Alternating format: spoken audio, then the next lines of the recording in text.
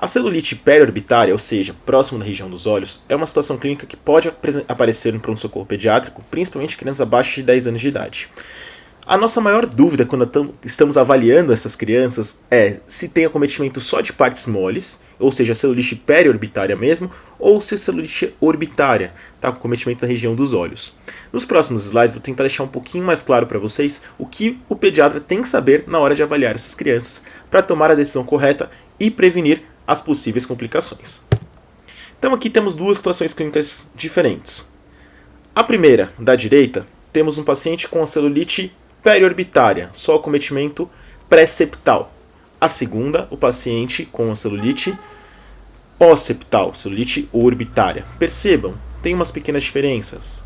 O edema no segundo paciente é maior, tem uma ptose, uma proptose. O olho do paciente está para frente, os dois olhos estão fechados, uma abertura ocular comprometida pelo edema local, mas percebam uma diferença clínica, Até um paciente está mais acordado, o outro está sonolento, possivelmente por um quadro de maior gravidade. Então, como eu vou diferenciar na hora de eu estar avaliando? Primeiro, quando eu falo pré-septal e pós-septal, eu estou falando do septo orbitário. A celulite pré-septal ou periorbitária, ela é daqui para frente, do septo orbitário para frente. Quando eu falo da celulite pós-septal, é do septo orbitário para trás. Então aqui, bonitinho, A gente tem o periósteo aqui. E aí, a pré-septal é dele para frente, aqui para frente.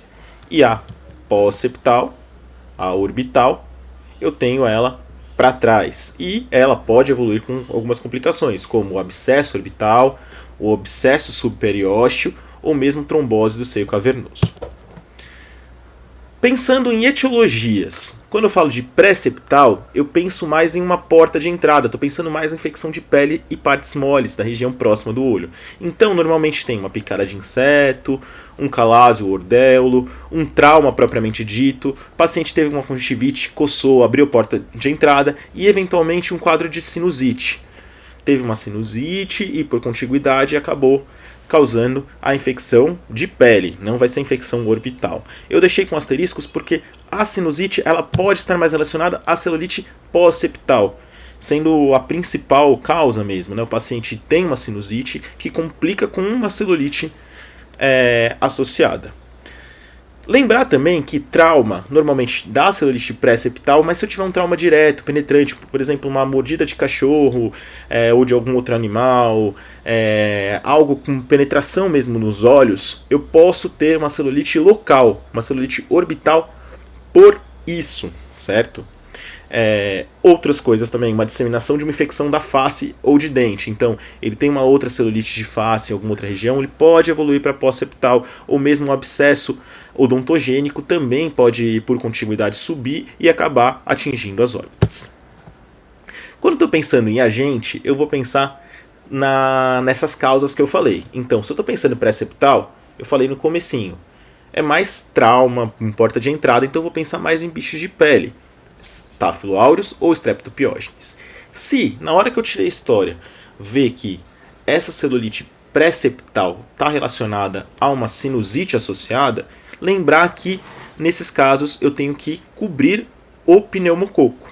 Beleza? Mesmo sendo pré-septal, que está mais relacionada com porta de entrada, alguns casos tem uma sinusite associada, então eu vou associar algo que cubra também o pneumococos e não só os bichos de pele, que são os Staphylo aureus e o Streptopiógenes.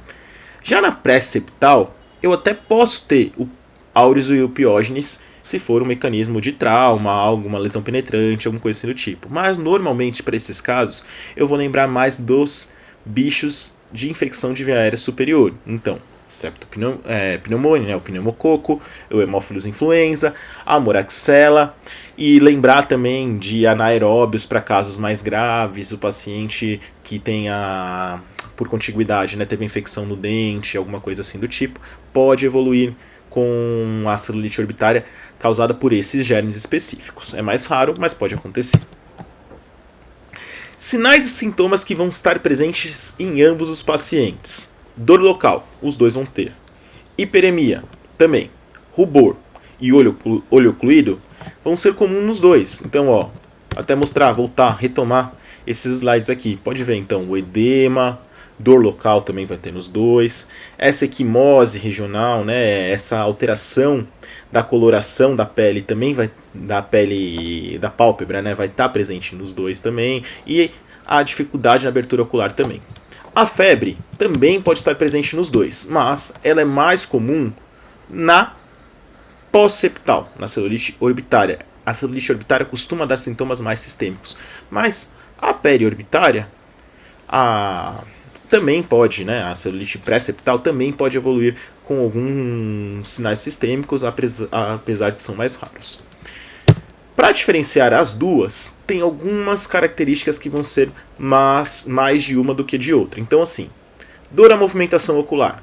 Quando o paciente está apresentando dor à movimentação ocular, eu vou pensar mais na pós-septal, no acometimento orbitário. A proptose, o olho ir para frente, também vai estar mais comum na pós-septal. A mobilidade, né? A mobilidade vai estar preservada. O paciente consegue mexer o olho em todas as direções na pré-septal. Já na pós-septal, ela vai estar com uma motricidade ocular reduzida ou mesmo ausente. A alteração visual também, o paciente pode estar enxergando nas duas, tá? Ele pode estar com a visão preservada nas duas, é até o mais comum, mas se ela estiver alterada, eu vou pensar mais na pós-septal. A equimose regional, ela também pode estar presente nas duas, apesar de ser mais características da pós-septal. Beleza? Essa tabelinha é bem legal para você dar um print e salvar ela, porque ela é bem importante para eu fazer esse diferencial entre uma e outra. E baseado nessa tabelinha que eu vou pensar nas indicações de tomografia. Quando eu vou pensar em tomografia? Quando eu estiver frente a uma possível celulite orbitária, uma celulite pós-septal, porque aí eu quero buscar complicações, abscesso, ou mesmo trombose de seio cavernoso, buscar essas complicações que possam ser indicações cirúrgicas. Celulite orbitária complicada, às vezes eu preciso fazer uma drenagem, um procedimento oftalmológico ou mesmo otorrinolaringológico. Então, se eu tiver alteração da acuidade visual, proptose, limitação da motilidade, da mobilidade, são indicações de eu fazer a tomografia para ver onde está esse acometimento. Se o diagnóstico está incerto, eu não tenho muita certeza, não consegui fazer um exame adequado, até se for uma criancinha menor que 1 ano, às vezes eu não consigo avaliar a acuidade visual dela, ou às vezes tem sinais e sintomas de envolvimento do sistema nervoso central, você fica um pouquinho na dúvida, ou o paciente começou a tratar com antibiótico endovenoso, ou mesmo via oral, se você achou que era uma celulite pré-septal, e depois o paciente não está melhorando, evoluiu com uma complicação, também é uma indicação de tomografia, beleza? Então, a tomografia está indicada se eu estou pensando na celulite pós-septal, ou se eu estou pensando, ou se eu não tenho certeza, ou estou pensando numa complicação. Alguma coisa, às vezes, começou com uma pré-septal e por contiguidade evoluiu, né? Porque uma das causas até da pós-septal é outra celulite de face, evoluiu para uma pós-septal, né? Começou com uma pré, evoluiu para uma pós, ou o paciente não está melhorando, eu vou pensar em fazer tomografia. Outros exames, bem específicos, hemograma, hemocultura, PCR, podem te ajudar a pensar na causa infecciosa, né? Eles podem estar alterados nos pacientes com complicação pós-septal, com celulite orbitária. A hemocultura, a positividade dela é baixa, mas para casos que o paciente vai internar e vai começar com antibiótico endovenoso, é bem importante. Se o paciente tiver sinais meníngeos, lembrar de coletar o líquor. E caso ele vá passar por um procedimento cirúrgico, uma drenagem de algum abscesso orbitário, lembrar da cultura dessa secreção. O tratamento vai depender da etiologia e se é orbitária ou periorbitária, se ela é pré-septal ou pós-septal. Se eu estou pensando na periorbitária, eu vou pensar mais em bicho de pele. Então, o que eu vou cobrir? O estáfilo e o piógenes, beleza? Então, para eles vai estar bem adequada a cefalexina ou a clindamicina.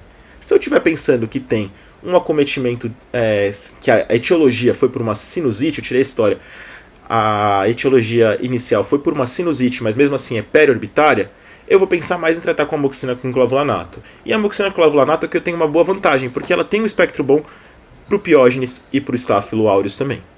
Então ela fica com uma opção bem legal para essa celulite periorbitária que eu não tenho a etiologia muito bem clara.